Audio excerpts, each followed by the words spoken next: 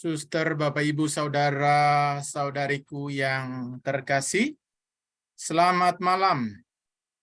Selamat malam, Mo. Saya harap semua bisa mendengarkan suara saya. Banyak salam dari Manila, Filipina. Ya. Magandang gabi, selamat malam. Senang boleh bertemu dengan Anda semua. Saya dengan Pastor Kopong sama-sama di Manila, Filipina, hanya dia ditugas di paroki. Saya sekarang ini di komunitas studi. Kebetulan ditugaskan untuk studi di sini. Jadi kami beda rumah, lalu saya diminta untuk menggantikan beliau. Saya menerima ini dengan senang hati dan boleh bertemu dengan saudara-saudariku pada malam hari ini. Ya, dari seluruh Indonesia ikut berhadir bersama. Jadi senang boleh berjumpa dengan Anda semua. Tema yang diberikan itu salib pengharapan. Saya sedikit memperluas tema itu. Salib Yesus, tanda solidaritas dan pengharapan kita. Jadi ini yang kita renungkan bersama malam hari ini. Nanti baik PowerPoint ini maupun bahan keseluruhan, kalau memang Bapak Ibu berkenan akan saya bagikan untuk Anda untuk boleh dibaca-baca. Pendasarannya itu dari Injil Markus bab 8 ayat 34 sampai 36. Lalu Yesus memanggil orang banyak dan murid-muridnya dan berkata kepada mereka, "Setiap orang yang mau mengikuti aku, ia harus menyangkal dirinya, memikul salibnya, dan mengikuti aku. Karena siapa yang mau menyelamatkan nyawanya, akan kehilangan nyawanya. Tetapi barang siapa kehilangan nyawanya karena aku dan karena Injil, ia akan menyelamatkannya. Apa gunanya seorang memperoleh seluruh dunia, tetapi ia kehilangan nyawanya?" Demikian firman yang kita renungkan bersama malam hari ini. Saya mengajak kita semua pertama-tama melihat konteks bacaan yang kita renungkan bersama dari Injil Markus. Injil Markus itu telah diakui secara luas sebagai Injil yang pertama kali ditulis dan dipakai sebagai sumber penulisan bagi dua Injil sinoptik yang lain. Sinoptik itu artinya melihat bersama, dan ada tiga Injil yang disebut sebagai Injil sinoptik, yakni Matius, Markus, dan Lukas.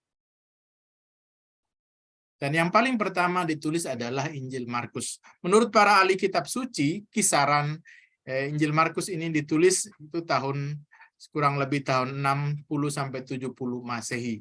Dan situasi pada waktu itu adalah pada masa kekaisaran Kaisar Nero, Kaisar Romawi.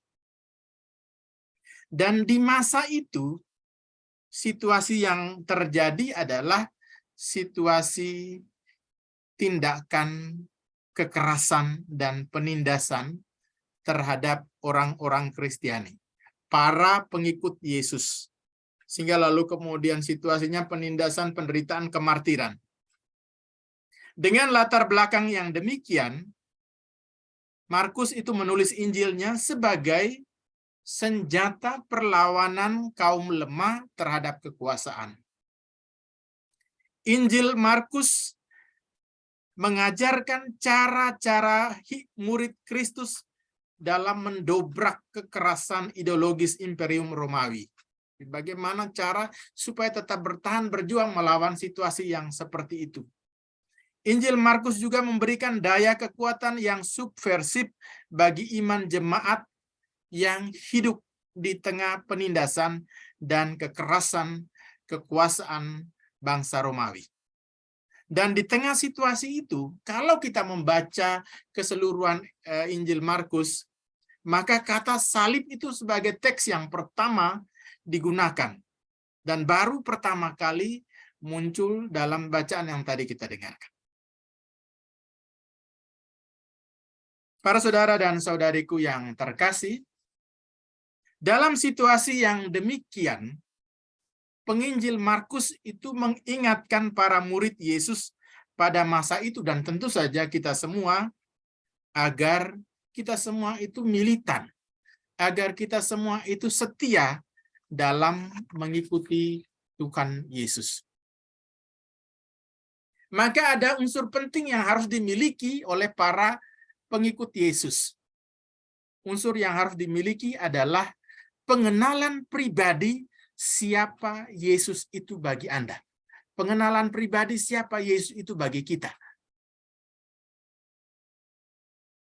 Sehingga setiap dari kita itu mampu mempunyai definisi secara pribadi siapa Yesus itu bagi kita. Entah itu sebagai penyelamat, sebagai teman seperjalanan, sebagai apapun itu yang kita rasakan dalam pergumulan iman kita sebagai pengikut Yesus. Dan ini diwakili pertanyaan Yesus kepada para murid dan kita semua. Tetapi apa katamu, siapakah aku ini? Kalau kita membaca Injil Markus sebelum bacaan tadi, itu sebelumnya itu Yesus bertanya kepada para muridnya. Menurut orang-orang banyak siapakah aku ini? Dan ada yang mengatakan engkau Elia, salah seorang dari para nabi, dan seterusnya. Lalu Yesus menantang para muridnya dan kita semua. Tetapi apa katamu? Siapakah aku ini? Dan kemudian Petrus mewakili, kita semua memberi jawaban pada bagian pengakuan Petrus. Itu Markus bab 8 ayat 28 dan paralelnya dalam Injil Sinoptik diceritakan itu. Petrus mengatakan engkau adalah Mesias. Tetapi sayang, Petrus dan juga para murid lain belum sepenuhnya mengerti kemesiasan Yesus. Ketika Yesus menyampaikan konsekuensi sebagai muridnya dan konsekuensi dari kemesiasan, anak manusia harus menderita sengsara dan seterusnya. Kita membaca, kita mengetahui Petrus menarik Yesus dan kemudian mengingatkan Yesus, tapi Yesus menegur dia. Enyahlah engkau iblis. Engkau bukan memikirkan apa yang dipikirkan Allah, melainkan apa yang dipikirkan oleh manusia. Ternyata setelah Petrus mengatakan bahwa Yesus adalah Mesias, mereka belum sepenuhnya mengerti apa itu konsekuensi dari kemesiasan Yesus. Oleh karena itu, dalam perikopa yang kita baca dan kita dengarkan hari ini, Yesus menyampaikan syarat-syarat dalam mengikuti Dia. Sebelum saya memasuki syarat atau membahas syarat-syarat dalam mengikuti Yesus atau syarat yang disampaikan oleh Tuhan Yesus, saya mau mengatakan ini sebagai ilustrasi. Saya yakin kita semua kenal dengan yang namanya majalah hidup. Yang di Jakarta itu tahu dengan baik dan hampir di seluruh Indonesia tahu mingguan hidup itu. Ada juga yang mungkin berlangganan sampai sekarang, rajin dan rutin membacanya. Saya tidak tahu sekarang, tetapi dulu di majalah hidup itu selalu ada bagian yang namanya kolom lamaran, kolom lowongan pekerjaan, atau kolom cari kerja. Saya yakin Bapak Ibu pernah tahu ini kolom ini ya. Dalam koran apapun itu juga kemudian ada hal-hal ini. Kalau kita perhatikan, secara khusus baik di bagian lowongan kerja maupun bagian cari kerja, selalu saja ada syarat-syarat yang harus diikutsertakan dan dipenuhi agar orang itu dianggap layak untuk memenuhi kriteria kerja itu, atau dia memang layak dipilih.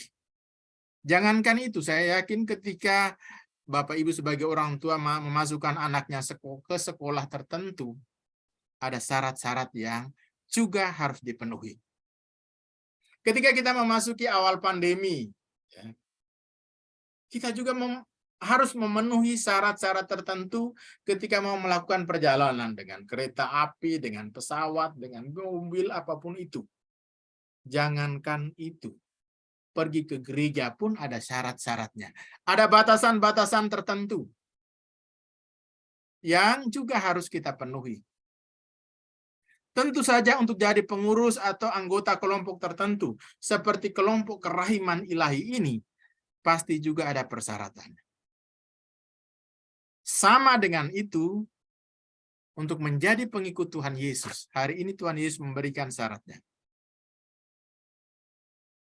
Harus kita ingat, ketika kita membaca bacaan Injil tadi dari Injil Markus bab 8 ayat 34 sampai 36, kalimat pertama tadi menunjukkan dengan jelas kepada kita, saat itu tidak hanya murid-murid saja, tetapi ada orang banyak yang sedang mendengarkan pengajaran Yesus.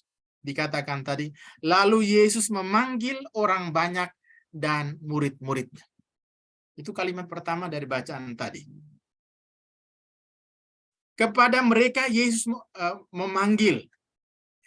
Kata memanggil ini mengindikasikan untuk sesuatu yang serius, yang perlu diperhatikan bagi para murid-muridnya dan orang banyak. Dalam pengalaman kita, kalau kita mendengar misalnya kemudian Presiden Jokowi memanggil para menterinya ke istana, itu pasti ada hal serius yang harus disampaikan, yang hendak disampaikan kepada menteri. Jadi ada halnya. Maka dikatakan tadi Yesus memanggil orang banyak dan para muridnya.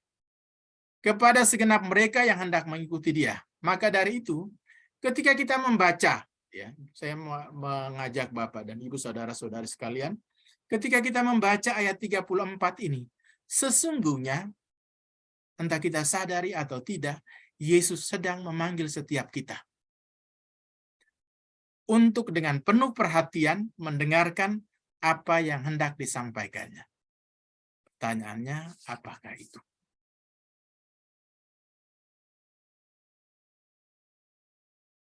Yesus mengatakan setiap orang yang mau mengikut aku harus menyangkal dirinya, memikul salibnya, dan mengikuti aku. Ya, kalimat Yesus itu adalah sebuah ajakan. Ya. Sebuah ajakan terbuka bagi mereka, saya dan Anda, dan para murid yang hendak mengikuti dia. Dan diberikan sebuah syaratnya, yaitu penyangkalan diri dan pemikulan salib. Saudara dan saudariku, perhatikan bahwa perikop ini diletakkan dalam konteks di mana Yesus sedang mengajarkan kepada para muridnya bahwa jalan yang harus ditempuh adalah jalan penderitaan. Anak manusia akan menderita, menanggung banyak sengsara, dan seterusnya. Maka dari itu ungkapan setiap orang yang mau mengikuti aku, kalau dilihat itu menjadi ajakan yang kurang rasional, irasional, dan yang sebenarnya tidak menguntungkan. Karena ajakan itu meminta kepada segenap orang yang hendak menerimanya untuk terlibat penuh di dalam jalan penderitaan atau via dolorosa itu. Ajakan ini ajakan untuk menderita bagi siapapun yang mengikuti dia. Namun, jalan pemuritan yang penuh penderitaan inilah yang diungkapkan Yesus dalam kalimat menyangkal diri dan memikul salib. Penyangkalan diri itu berarti menolak keinginan diri sendiri, meniadakan yang namanya kepentingan pribadi, dan yang paling utama bersedia menderita demi orang lain, demi menaati kehendak ilahi. Memikul salib itu berarti turut bergabung bersama Yesus, sebagaimana ketika dia memikul salib dalam perjalanan dari rumah Pilatus sampai ke puncak Golgota, itu menderita hinaan, malu, cercaan, makian, kekejian, ludah, kesakitan, dan bahkan kematian. Jadi Yesus mengajak kita untuk bergabung dalam apa yang dia alami itu. Itu berarti para saudara dan saudariku tidak mudah menjadi pengikut Yesus. Harus ada keberanian untuk menempuh suatu kehidupan yang penuh penyangkalan diri, penuh resiko dan salib. Dan dalam pengalaman hidup kita, salib itu kita alami bermacam-macam sebagai konsekuensi dari iman kita akan Tuhan Yesus. Bisa bentuknya itu karena kita dalam tanda petik itu minoritas dalam jumlah, lalu mengalami ketidakadilan. Di beberapa tempat kita mengalami para saudara-saudari kita mengalami kesulitan dalam membangun rumah ibadat. Dalam pengalaman saya dulu sebagai pastor paroki juga berjuang untuk supaya mendapatkan izin untuk pembangunan gereja ini juga tidak mudah. Ataupun kemudian saudara-saudari juga mengalami kesulitan karena iman dipersulit dalam kehidupan bermasyarakat di tempat kerja. Harus bergumul dengan situasi yang tidak mudah. Pergumulan yang lain yang kita alami karena iman kita adalah kita mengalami tantangan dari dalam keluarga sendiri. Kita tidak didukung. Saya mau ikut dalam kegiatan gereja, kegiatan sosial, ataupun kegiatan doa seperti ini, kadang juga mengalami tantangan dan kesulitan. Dikatakan ngapain ikut doa terus-menerus, ngapain kemudian ikut ke kegiatan di gereja, kegiatan sosial, dan seterusnya, habiskan waktu saja. Ataupun Bapak Ibu yang mengalami tantangan dan kesulitan serta salib dalam bentuk atau dari pasangan yang dulunya bukan Katolik, dia sebenarnya dulunya bukan Katolik, lalu ikut pasangannya, entah itu suami atau istri, malah pasangannya itu tidak membimbing dan jadi terbalik. Yang bukan Katolik itu menjadi jauh lebih rajin daripada yang dulunya Katolik menjadi malas-malasan. Dan ini juga menjadi salib kita. Bapak Ibu bisa menambahkan sesuai dengan situasi konkret yang dialami. Maka amatlah keliru bila orang memilih Kristus, memilih menjadi pengikut Kristus supaya hidup gampang dan enak. Bahkan dalam Matius 10 ayat 16 Tuhan Yesus mengatakan, aku mengutus kamu seperti domba ke tengah serigala. Ya, Anda bisa bayangkan. Risikonya itu besar. Itulah salib hidup kita sebagai pengikut Yesus. Saya ajak kita untuk melihat kembali lebih dalam.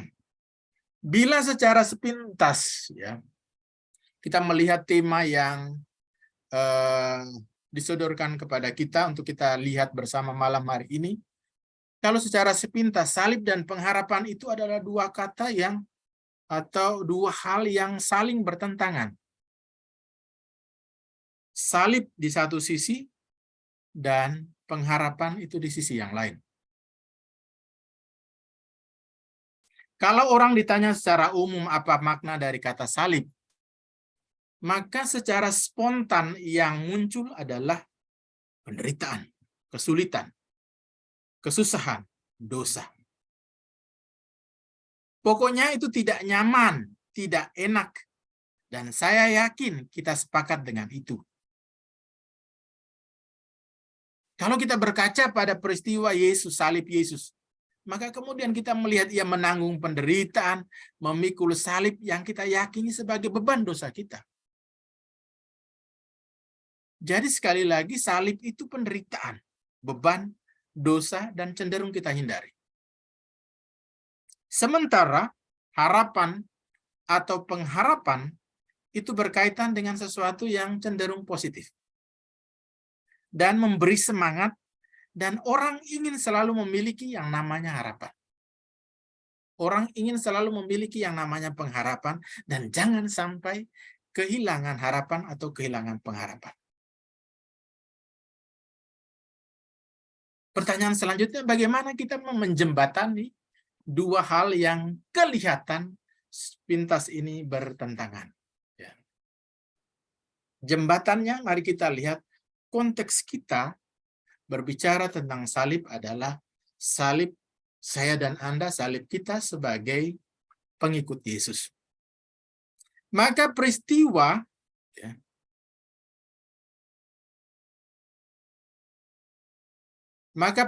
sengsara atau penyaliban wafat dan kebangkitan Yesus itu adalah tanda solidaritas.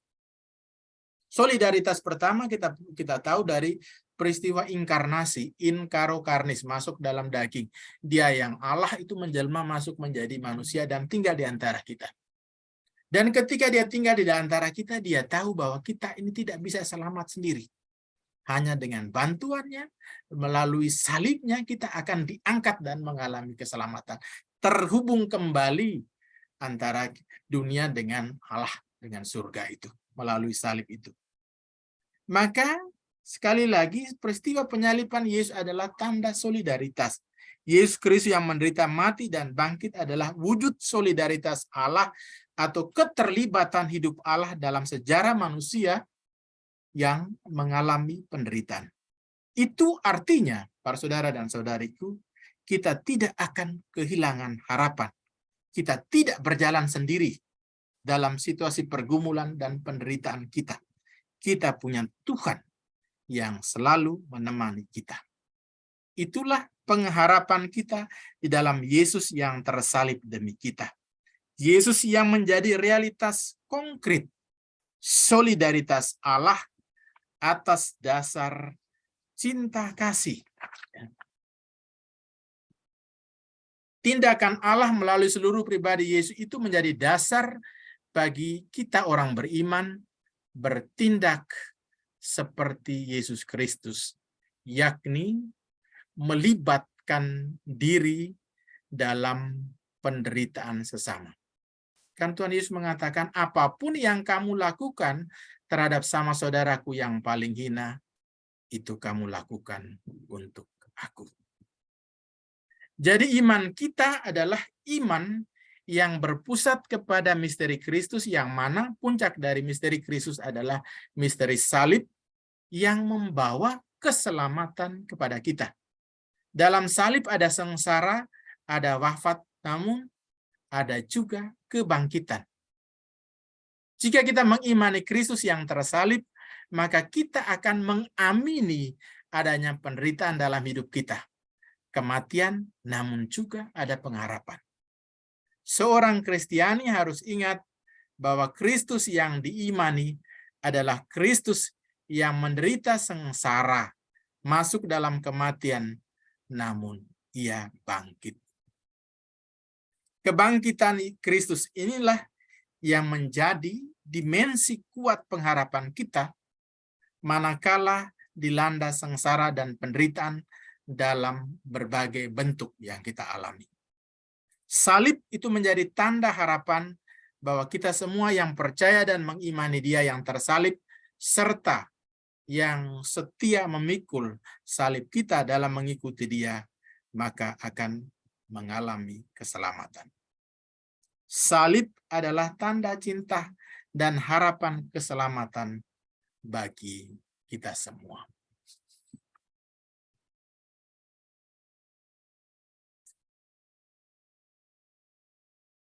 Sebelum saya menyampaikan cerita untuk menutup renungan ini, ada pertanyaan yang bisa kita refleksikan secara pribadi.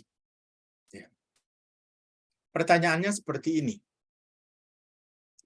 Apakah saya bangga menunjukkan identitas saya sebagai orang Katolik dengan memakai nama baptis dan membuat tanda salib? Saya mau katakan kepada para saudara dan saudariku, entah mungkin juga ada di antara Anda, ada juga orang Katolik yang takut dan malu menunjukkan identitasnya sebagai seorang Katolik. Ya, nama baptisnya misalnya Hermanuska, Henrikuska, disingkat H saja gitu. Dengan harapan ya nanti mudah-mudahan dikira haji gitu. Takut menunjukkan identitasnya. Berapa banyak dari kita yang kemudian dengan bangga membuat tanda salib Bapa, Putra, dan Roh Kudus, menunjukkan identitas kita? Ataukah kemudian kita mesti melihat ke kiri dan ke kanan dulu, ada orang yang lihat atau tidak, baru kita membuat tanda salib. Berapa banyak dari kita, atau apakah saya malu memasang salib Yesus di rumah? Apakah saya punya salib Yesus di rumah yang saya lihat ketika saya mengalami beban dan saya lihat saya letakkan penderitaan atau kesulitan yang saya alami di atas salib Yesus dan mengatakan, ya, penderitaan saya, salib saya ini tidak seberat apa yang engkau lakukan untuk saya. Dan kita bisa melihat apa saja salibku selama ini dalam mengikuti Yesus. Dan apakah kita setia.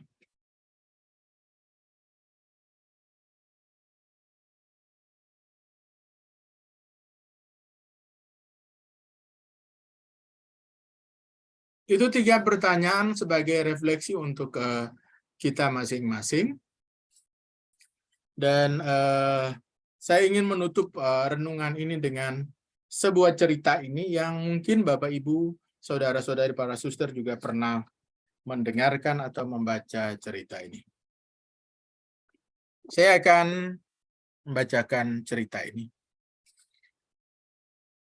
Ada sebuah legenda yang menceritakan ketika Yesus memilih para muridnya, dia mengadakan tes terlebih dahulu. Semua yang ingin menjadi muridnya harus bisa memikul salib yang akan dia berikan dan membawanya pada sebuah puncak yang telah dia tentukan. Dan dia atau Yesus akan menunggu di sana.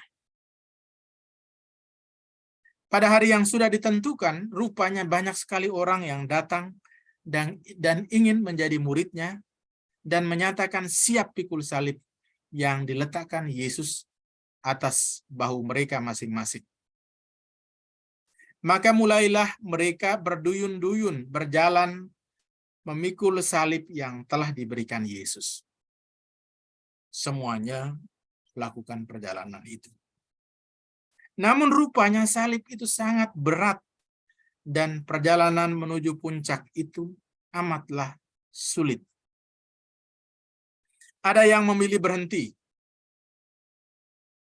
tetapi ada yang mulai berpikir dan mencari akal supaya salibnya itu tidak terlalu berat. Banyak dari mereka yang kemudian memotong sebagian dari salibnya sehingga menjadi lebih pendek dan ringan. Setelah berjalan beberapa hari, mereka hampir mendekati puncak yang dituju. Namun mereka masih mengalami suatu rintangan yang harus diatasi. Ada sebuah jurang yang sangat dalam dan terbentang antara mereka dengan puncak itu, saat mereka berdiri itu dengan puncak. Mereka berpikir bagaimana caranya supaya mereka dapat menyeberangi jurang itu.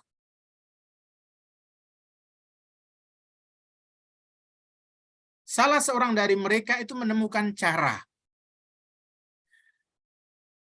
supaya bisa dapat menyeberang, yakni setiap orang itu menggunakan salibnya sebagai jembatan. Dan ternyata ukuran salib yang diberikan Yesus pada awalnya pas untuk menjembatani jurang tersebut. Maka para pemikul salib tadi dapat menyeberang dengan selamat ke puncak yang ditentukan, kecuali ketika mereka sampai di seberang, salib yang ditaruh di jembatan tadi langsung hilang. Tetapi mereka yang sudah memotong salibnya menjadi lebih pendek supaya lebih ringan tadi, tidak dapat menyeberang karena ukurannya tidak pas lagi. Dan mereka tidak dapat menyeberang untuk dapat bertemu dengan Yesus dan mengalami kebahagiaan. Ceritanya tadi selesai. Para saudara dan saudariku yang terkasih, melalui cerita ini saya mau katakan, jangan berhenti memikul salib hidup kita. Jangan juga berusaha untuk memotongnya, apalagi membuang salib Yesus. Seringkali dalam pergumulan kita, dalam doa kita, ketika kita mengalami masalah dan seterusnya, kita berpikir Tuhan begitu kejam. Mengizinkan salib itu ada dalam hidup kita. Kita juga sering mengeluh karena sepertinya jalan mengikuti Yesus ini kok berat dan pahit, serta penuh masalah yang dirasa tidak kunjung selesai. Dulu saya belum mengenal Yesus, rasanya tidak seperti sekarang yang saya alami. Akibatnya, kita terlalu sering mencari jalan keluar sendiri dan tidak mau taat pada Tuhan. Sehingga kita memotong salib yang seharusnya kita pikul. Namun justru salib itulah yang akan menolong kita mengerti akan kasih Tuhan pada kita dan mendorong kita untuk terus berharap dan berjalan dalam kasih-Nya.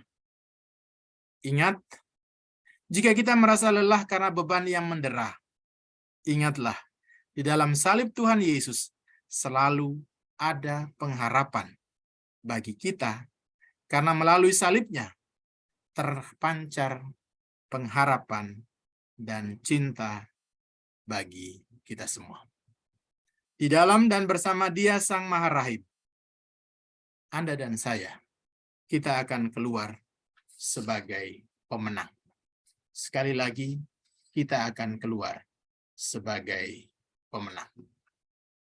Kata penutup, tetap semangat, salam sehat, dan jangan lupa bahagia. Tuhan Yesus memberkati kita semua.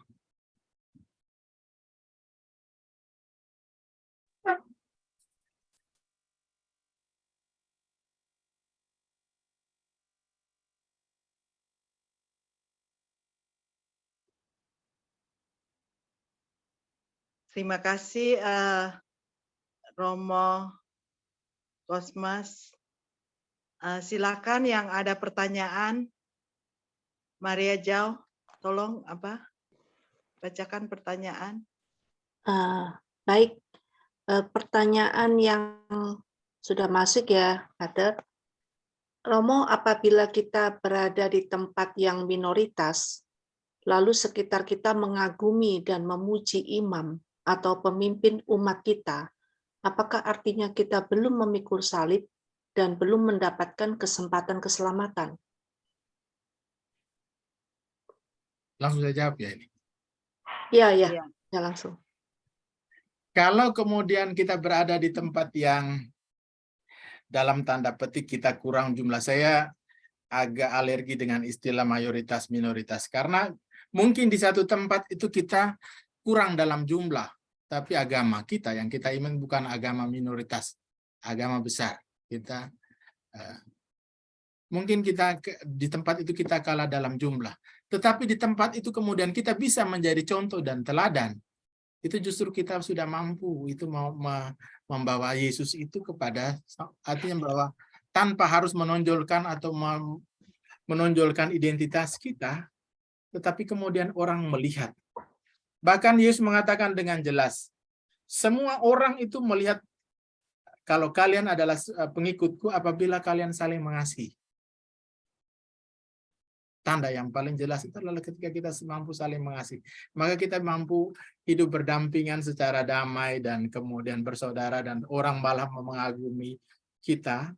Itu berarti ya kita sudah mampu menghadirkan Tuhan itu.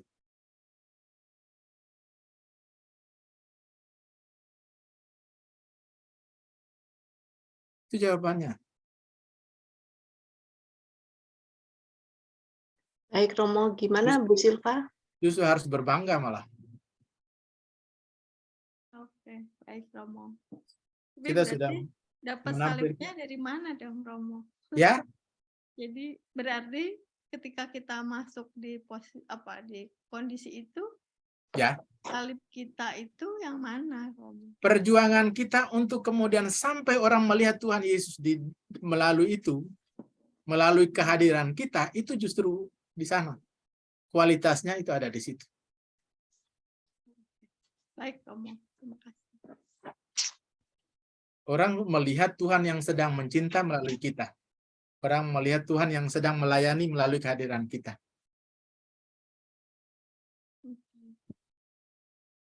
Baik Romo, terima kasih. Sama Bu.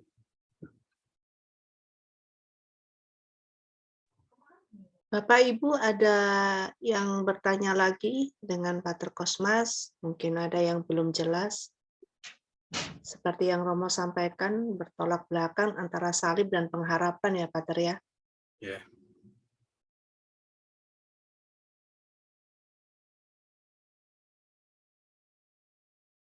Mungkin Bu Yeni atau Pak Gunawan. Bu Maria ada yang sudah bertanya lagi. Sebentar, saya lihat. Di mana di chat nggak ada ya? Nah ini baru masuk. Di chat kok Dari Pak Teddy, Bu Maria. sebentar ya. Oh ya, dari Pak Teddy. Bagaimana membedakan salib yang diizinkan Tuhan untuk kita pikul dengan salib yang sebenarnya akibat dari perbuatan kita sendiri yang mungkin kita lupa pernah lakukan sesuatu yang kurang baik. Bagaimana, Pater? Membedakan salib yang diizinkan Tuhan untuk kita pikul dengan salib yang sebenarnya itu karena akibat dari dosa kita, dari perbuatan kita gitu. Bagaimana membedakannya?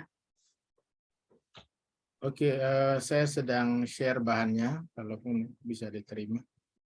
Ya. Oke, sebentar. Oke. Tapi ke bahan Word-nya tidak bisa di-share ya? Bisa, saya bisa. Ya. Keseluruhan filenya. Ya, bisa saya. Sudah bisa masuk? Masuk saya, masuk. Oke. Yang bahan bukan PowerPoint, tapi bahan yang Word-nya. Sebentar saya lihat ya, Pater ya, sebentar.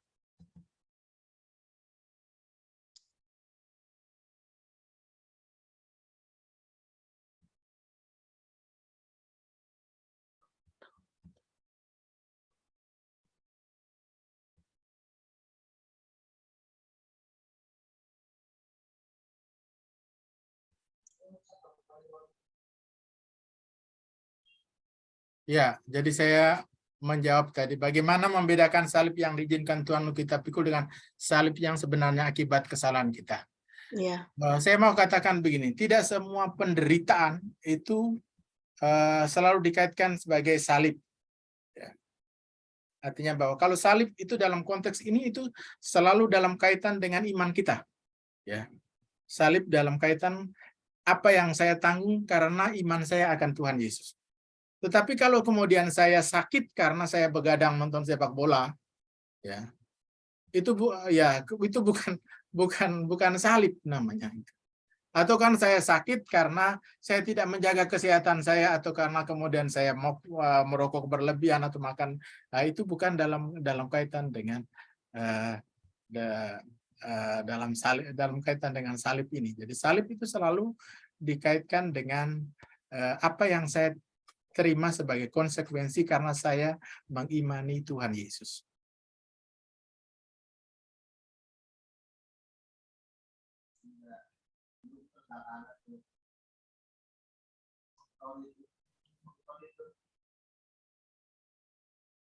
Ada lagi ya?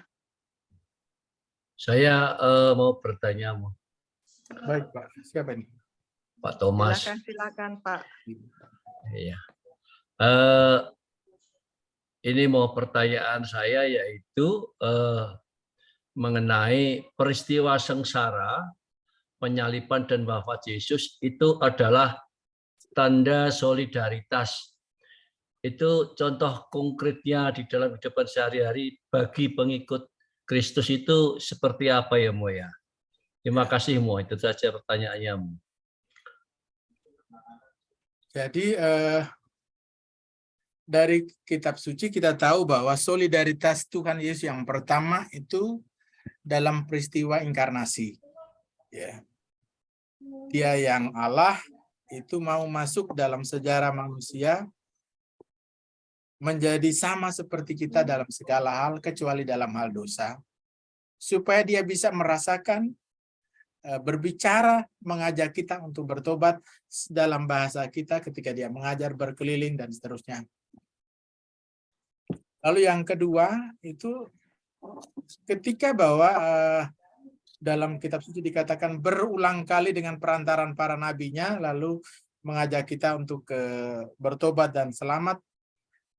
Lalu akhirnya cara yang dipilih cara satu-satunya adalah melalui salib, melalui sengsara wafat. Maka peristiwa penyaliban itu menjadi tanda pengharapan bagi kita bahwa setiap pergumulan yang kita alami itu kita tidak sendirian. Pergumulan yang kita alami karena iman kita, kita tidak sendirian. Kita punya Tuhan yang begitu mencintai kita. Maka kalau kemudian kita sudah mengalami Tuhan yang begitu mencintai kita, bersolider dengan kita, maka itu menjadi pesan bagi kita, menjadi awasan bagi kita, kasih Tuhan yang seperti ini mesti juga kita bagikan kepada siapapun yang kita jumpai. Kita juga mesti meneruskan kasih Tuhan ini kepada siapapun yang kita jumpai, mulai dari dalam keluarga kita. Antara suami istri, antara orang tua dan anak meneruskan kasih itu. Juga kepada siapapun yang kita jumpai tanpa membeda-bedakan suku, agama, dan seterusnya. Pada siapapun yang memerlukan perhatian kita, kasih kita, kita mau berani untuk mengulurkan tangan. Jangan sampai kemudian kita di rumah makan berlebihan, sampai buang-buang, tetapi bahkan tetangga kita itu, jangankan untuk makan sehari saja mereka tidak sanggup. Itu sebabnya kemudian di dalam gereja kita diingatkan juga dengan yang namanya puasa itu. Yang dengan istilah makan kenyang sekali dalam sehari. Bukan makan kenyang sekali. Makan kenyang sekali artinya kita makan sampai sepuas-puasnya, tapi makan kenyang sekali saja, supaya kita bisa merasakan bahwa ada saja saudara kita yang jangankan untuk makan kenyang sekali, itu makan kenyang untuk 1 kali dalam sehari, belum tentu mereka bisa sanggup untuk seperti itu. Kita bisa mencoba merasakan bagaimana Tuhan Yesus yang di atas kayu salib ketika dia mengatakan aku haus, dan yang diberi bukan air tapi cuka.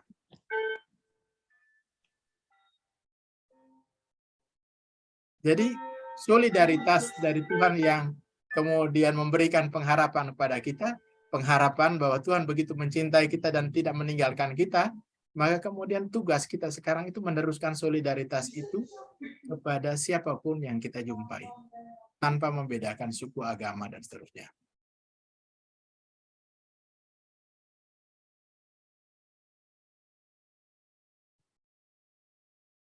Baik, Mo, terima kasih, Mo. Pater, itu filenya yang masuk ke saya PPT, bukan Word. Bukan Word ya, saya coba lagi yang Word, kenapa nggak bisa dikirimkan ya? Disk IO error. Oke, saya lanjut ya, Pater ya. Oke. Pastor, saya pernah dengar Yesus rela menderita sengsara, miskin, dan papa, wafat di salib agar manusia kaya dan bahagia dalam berkelimpahan. Bagaimana itu, Pastor? Masih berkaitan dengan tadi, tanda solider tadi, supaya kemudian kita memiliki hati yang kaya, di dalamnya itu bisa masuk ke orang sama saudara kita yang lain. Ya, istilah yang sering kita pakai itu kan toleransi. Tolerare. Tolerare itu arti dasar katanya itu ruang yang lapang. Ruang yang luas. Itu artinya bahwa kalau kita memiliki ruang hati yang luas, dalam artian ada Tuhan di dalamnya yang meraja, penuh cinta, dan seterusnya, kaya dalam pengertian itu, maka kemudian orang lain itu bisa masuk. Tetapi kalau hati kita sempit, tidak ada lagi ruang untuk orang lain. Tidak ada lagi ruang untuk cinta kasih. Jadi maksud yang tadi dimaksud kita kaya dalam menderita dan seterusnya, miskin supaya kemudian kita kaya, itu artinya bahwa tugas kita sekarang itu menghadirkan Tuhan Yesus itu. Yesus, ada lagu yang mengatakan Yesus tak punya tangan lagi, tangan kita lah yang menjadi tangan cintanya. Yesus tak punya kaki lagi, kaki kita lah yang menjadi kaki-kakinya. Yesus tak punya mata lagi, mata kita lah yang menjadi matanya. Yesus tak punya mulut kita lah yang kemudian menerus. Sehingga Yesus yang satu itu diwartakan oleh banyak orang dari kita yang begitu kaya tadi. Dengan berbagai macam pergumulan dan kemudian bentuk iman yang kita rasakan. Dan itu kita teruskan, kita bagikan kepada sesama. Sehingga orang lain sekali lagi melihat Tuhan Yesus yang hadir dalam diri kita.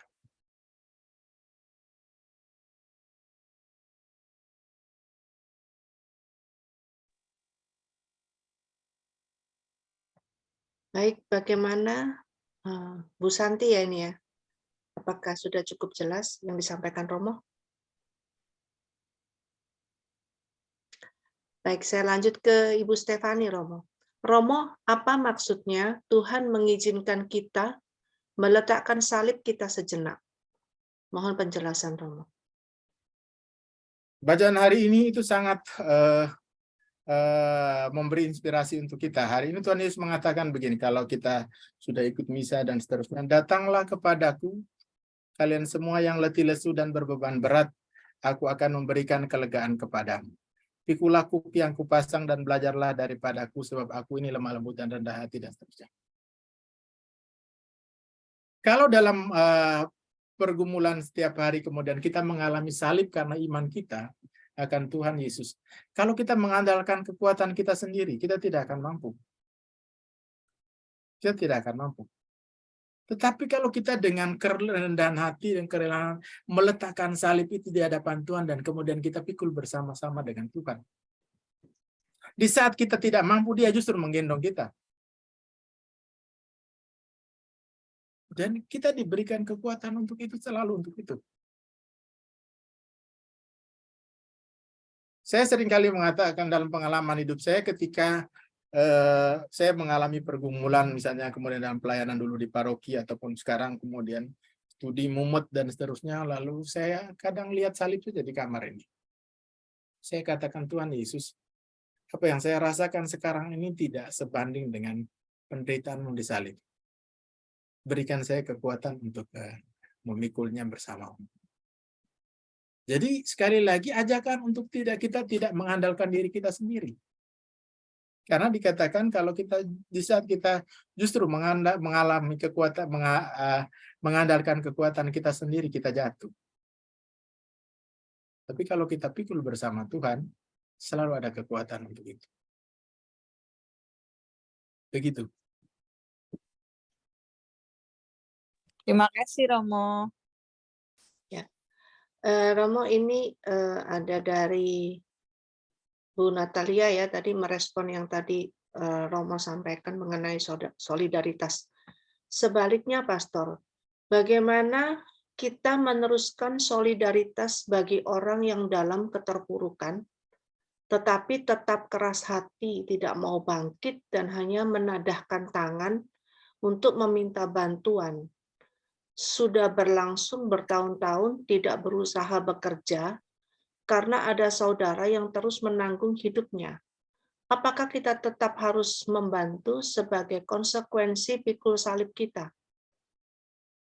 Yang paling pertama saya memberi ilustrasi dengan contoh begini. Ada cerita kan, ketika musibah banjir, lalu ada orang yang ada di atap rumah, dan dia berteriak, Tuhan, kirimkanlah bantuanmu atau datanglah untuk menolong saya. Tidak lama ada petugas keamanan, petugas tim SAR itu datang, tapi dia tolak karena yang dia tunggu itu Tuhan yang datang langsung menyelamatkan dia. Seterusnya sampai beberapa kali bantuan itu dikirim kan, tetapi lalu dia tetap tidak mau karena yang dia tunggu itu Tuhan.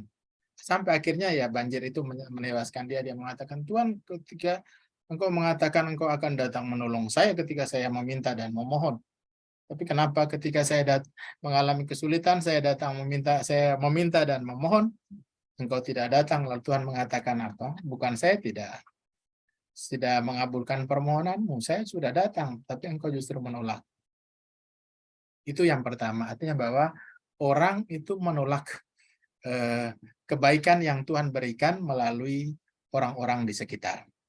Yang kedua ini dalam contoh yang ini dikatakan ya ketika kita sudah membantu, tapi sepertinya orang itu terlena dengan bantuan itu dan kemudian tidak mau berusaha. Sekali lagi prinsipnya kita membantu sejauh kita mampu. Tapi kalau kemudian kita membantu dengan bersungguh dan kita melakukan itu dengan tulus hati. Tapi kalau kita sudah membantu dan kemudian justru membuat kita nanti pada akhirnya jengkel dan bersungut-sungut, sebaiknya tidak usah bantu lagi gitu. Karena bantuan yang kita berikan itu kalau tidak dengan hati yang tulus dan justru dengan sungut-sungut malah itu sifatnya malah merugikan kita sendiri. Jadi harus dilihat memang ya kita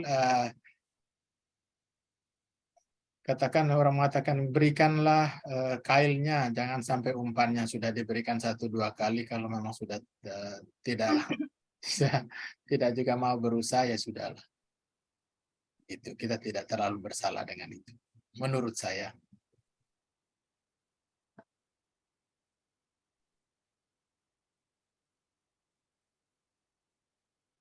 Baik Romo. Jadi ada batasannya ya Romo ya. Ya. Ada kalau terus-terusan. Ya Tuhan Yesus saja marah. Lama-lama kita yang pikul salib dia gitu. Ini ya, mungkin ini yang terakhir ya pertanyaannya Romo. Yesus telah wafat disalib untuk menebus dosa manusia. Apa kok manusia masih harus memanggul salib atau menderita? Lalu kita tahu dan merasakan penderitaan Yesus di salib. Mengapa kita diajarkan untuk mengikut sertakan penderitaan kita pada salib Yesus? Jadi sepertinya ada 2 pertanyaan Romo. Jadi yang pertama, Yesus sudah wafat di salib untuk menebus dosa, tapi kenapa kok manusia masih harus panggul salib lagi atau menderita? Itu yang pertama. Yang kedua, kita mengetahui merasakan penderitaan Yesus di salib. Lalu pertanyaannya, mengapa kita diajarkan untuk mengikut sertakan penderitaan kita pada salib Yesus? Karena kan Yesus sudah disalib itu sudah menderita, tapi kenapa kita diajarkan untuk mengikut sertakan penderitaan kita pada salib Yesus gitu, kayak gitu Romo. Ya. Hari ini kita belajar Tuhan Yesus mengatakan setiap orang yang mau mengikut aku, ia menyangkal diri dan memikul salibnya. Artinya memang salib kita. Lalu mengapa kita diajar untuk mengikut sertakan penderitaan kita pada salib Yesus? Jadi sekali lagi poinnya, jika kita mampu pikul sendiri, silakan. Tetapi saya yakin dan percaya, kalau kita pikul sendiri kita akan jatuh. Tetapi kalau kita pikul bersama Tuhan Yesus yang telah terlebih dahulu mengalami pikul salib, sengsara, wafat, dan bangkit, maka kita yang setia mengikuti itu pasti akan mengalami kemuliaan bersama dia. Kan perintahnya tadi, setiap orang tadi yang mau memikul jangan menyangkal diri dan bukan memikul salibku, tetapi memikul salibnya, arti salib kita sendiri. Kita punya salib dalam mengikuti. Dan Yesus tahu bahwa setiap orang yang menjadi pengikutnya itu pasti mengalami salib karena iman. Maka Yesus mengatakan siapa yang setia itu pasti akan mengalami pada akhirnya kebahagiaan dan keselamatan abadi bersama dia. Begitu.